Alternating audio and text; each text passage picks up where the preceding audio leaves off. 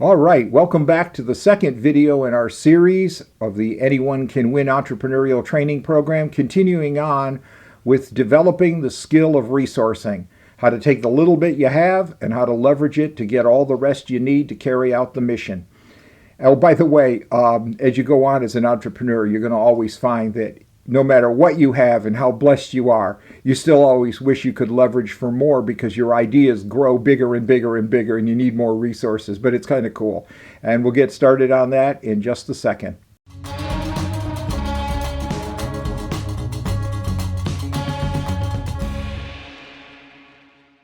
In the previous video, we discussed how it was that I became the first blind child in the United States allowed to go to public school, and we discussed one of the first pieces of the puzzle that my mother gave me that helped me with future success, and that was a great little bit of wisdom she shared with me at 5.5 years old that put me ahead of adults 20 and 30 years older than me that I saw all around me as I was growing up. So if you didn't get that piece of information, feel free to look back at the previous video.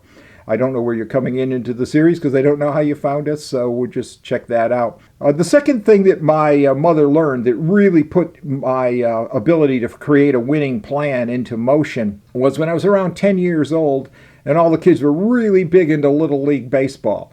And keeping with my mother's philosophy that I should go out and try to do everything unless I came up with a reason why I couldn't do it, she convinced the Little League coach that they needed a blind right fielder.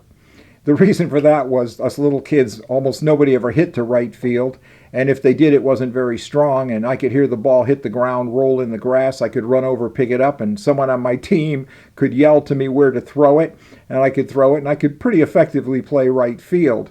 As time went on, it got to be really funny because the other teams picked up on what was going on, our opposing teams, and I'd pick up the ball and my team be yelling, throw it over here, and they'd be yelling, no, throw it over there, and throw it over here, and they were trying to confuse me.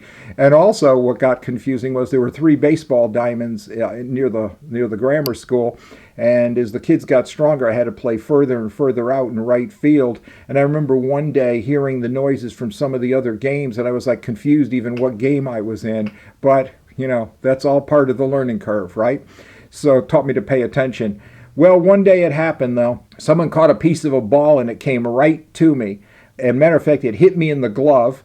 I didn't see it coming, obviously. It fell on the ground. I was totally disoriented. By the time I located it, the winning run had scored. It was some important muckety-muck game that the coach and everybody thought we should win, and everybody threw a fit. The opposing team began to, tease me and make fun of me. My own team was upset. They were, throwing their gloves on the ground and stomping their feet. Even the coach was visibly upset with me.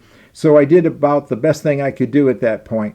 I just turned around and ran off the field and ran home crying and got to the house, and my mother happened to be home that day. She was baking and she wanted to know what was wrong. And once she realized that I wasn't physically injured, that something had just happened to upset me, she sat me down in the big old green armchair in the living room and she squared herself up and she just communicated with me. And she was pretty upset, as parents would be when your kids come home that upset.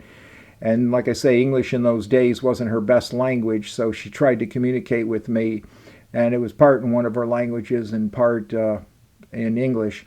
And she just said to me, look, this is how it's going to be. The value of your life isn't going to be determined by the few things you can't do, but rather by the many things you can do. Ever since that day, I understood exactly what she was telling me. I was 11 years old at that point. And that ever since then, I know now what my job is. When I am presented with an obstacle, my job is to find some way over it, through it, around it, under it. Turn around and go the other way for a while if I can't do that, but do anything but stop. And it's a great piece of advice because when you think about it, your winning program is always going to be based upon what you can do. I've never seen anybody succeed by doing the list of the things they couldn't do. It's always going to be what you can do that will determine your success. Just to show you how tough my mother was, as in the previous video we had mentioned she was in the underground during World War II, She asked me if I wanted a glass of milk, and I was still sulking, and I said no. So she gently grabbed me by the wrist, jerked me out of the armchair, spun me around, and gave me a shove toward the front door. And she said, then go back outside. Get back into the world. Get back into the game. On the back of my business card, I've got a great quote. It says, sports is like life. The win is credited to the players, not the spectators. Don't be a spectator in your own life. Become a player. Get down on the field. Because if you're going to win, you got to put on the uniform and you got to go onto the field and play. That's what you got to do. It really is true. Your value of your life is going to be determined not by what you can't do, but what you can do.